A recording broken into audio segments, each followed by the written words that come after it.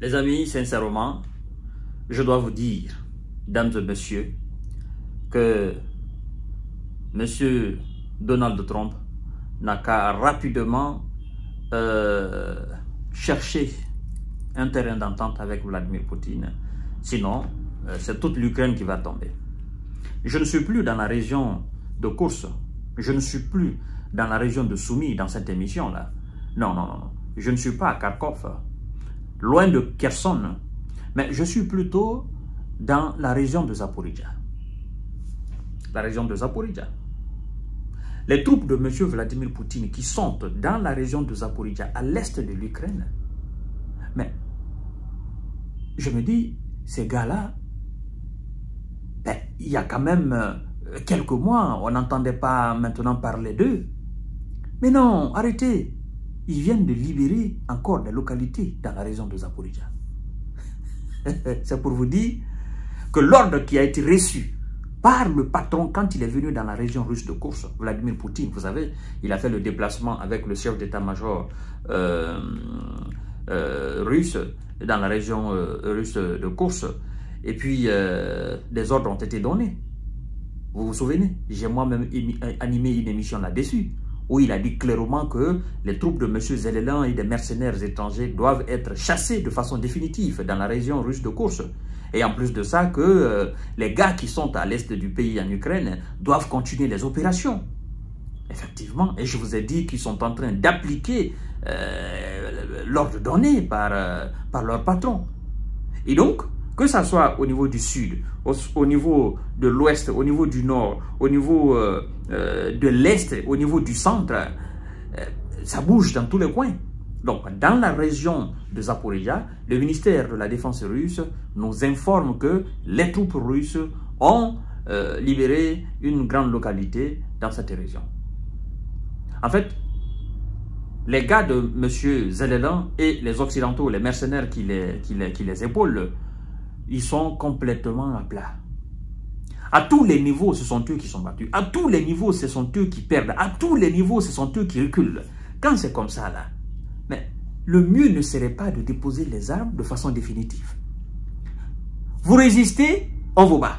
Vous ne résistez pas, on vous bat. Qu'est-ce que vous devez faire pour éviter l'humiliation, pour éviter d'envoyer plus de S au hachoir? Mais c'est de déposer carrément. Moi d'ailleurs, je vais m'en prendre aux commandants d'unité, aux patrons d'ailleurs qui sont sur le terrain, du côté ukrainien.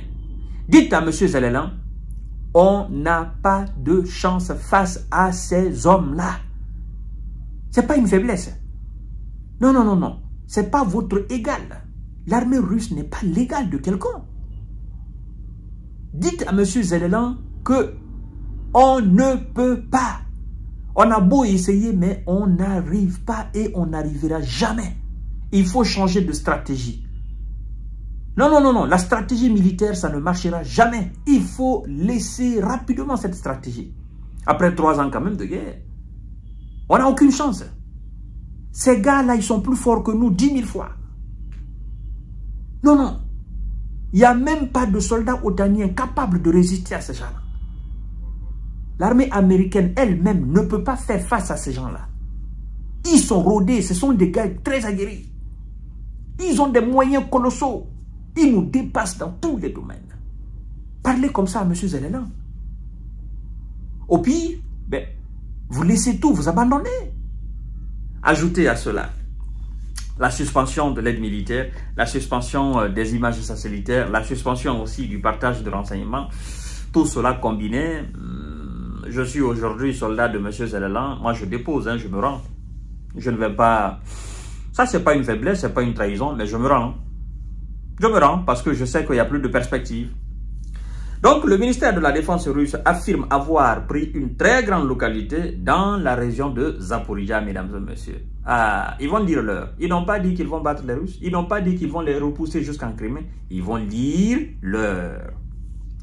Le ministère de la Défense russe nous affirme ce 18, d'accord, mars 2025, dans un communiqué publié sur Telegram, que ses forces ont pris la localité de Stipov dans la région ukrainienne de Zaporizhzhia. Stipov dans la région ukrainienne de Zaporizhzhia.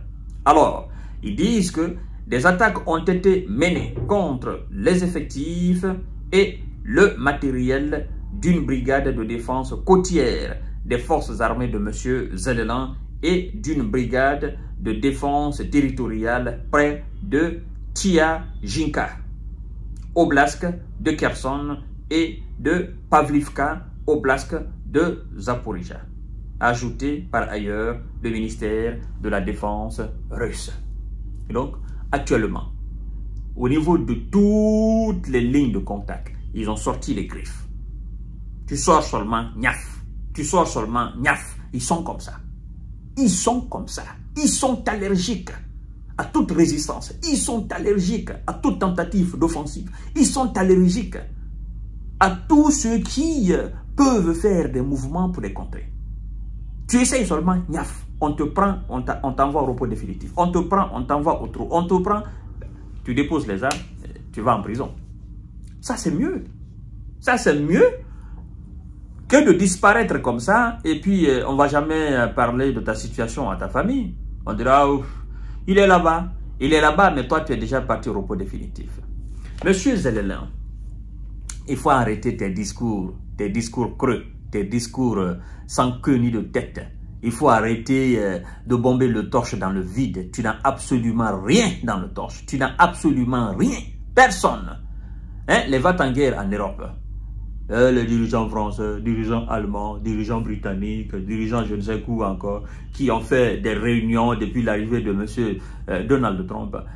Quel a été le résultat de toutes ces réunions? Je ne peux même pas compter. Depuis l'arrivée de Trump, le nombre de réunions organisées par les Européens, on ne peut même pas compter. Et jusqu'à demain, ils feront encore des réunions. Et ils se sont retrouvés à Bruxelles, ils se sont retrouvés à Paris, ils se sont retrouvés à Londres, ils se sont retrouvés à Berlin, ils se sont retrouvés partout. Pour parler blablabla, nous allons envoyer des soldats pour garantir la paix. Vous n'avez pas encore la paix. Vous êtes en train de parler d'envoyer des soldats pour garantir la paix. Les gars vous disent, moi je ne veux pas de soldats ici. Vous envoyez, vous allez lire l'heure. Et puis ils se mettent à dire, non, vous n'avez pas de mots à dire, il s'agit de l'Ukraine et ses dirigeants. Envoyez, vous allez voir. Si vous êtes homme là, envoyez officiellement. Vous allez voir. Lui, il ne parle pas beaucoup. Ah, il ne parle pas beaucoup. Il a envoyé ses hommes pour faire l'opération spéciale militaire. Vous avez envoyé vos mercenaires. Ils les ont battus sur le terrain. Et ils sont en train de les battre encore. Envoyez donc vos militaires, vos armées régulières sur le terrain. Vous allez voir. Comme on vous parle là, vous dites que vous n'avez pas les oreilles, les tympans sont bouchés là. C'est pété là. Et vous n'avez pas les yeux. Allez-y. Allez-y. Le rapport de force. Tous ceux qui ont parlé de rapport de force, vous êtes où aujourd'hui? Ce rapport de force n'est jamais venu. Poutine a besoin de ce rapport de force là pour voir, pour se mesurer, pour voir régulièrement. Mais est-ce que ces gens là, tout ce qu'ils disent là, est-ce que c'est vrai? Mais ils n'ont rien. Ils n'ont rien. Alors, Zellelan, tu vois, tu es en train encore de perdre des terres rares que M. Donald Trump a besoin. Cette nouvelle localité, là, c'est encore du lithium, c'est encore du coltan, hein? C'est encore du charbon, c'est encore de l'or, hein? C'est encore du zinc. Toutes ces localités perdues, qui sont en train, effectivement, les Russes sont en train de les conquérir maintenant, ben, le sous-sol est énormément riche. Et Trump n'aime pas cela. Il n'aime pas entendre que la Russie a conquis une nouvelle localité. Parce qu'il se dit, mais au final, si ces gars-là prennent toutes ces localités-là, qu'est-ce que nous autres, nous allons faire? Nous avons parlé des terres rares. Le gars-là, il n'aura pas d'argent pour nous rembourser. Et nous, nous avons besoin de nos 350 milliards de dollars. C'est pourquoi lui, il veut rapidement. Non, il faut qu'on mette fin. D'ailleurs, aujourd'hui, il va parler avec M. Vladimir Poutine. Je vous reviens tout à l'heure, mesdames et messieurs.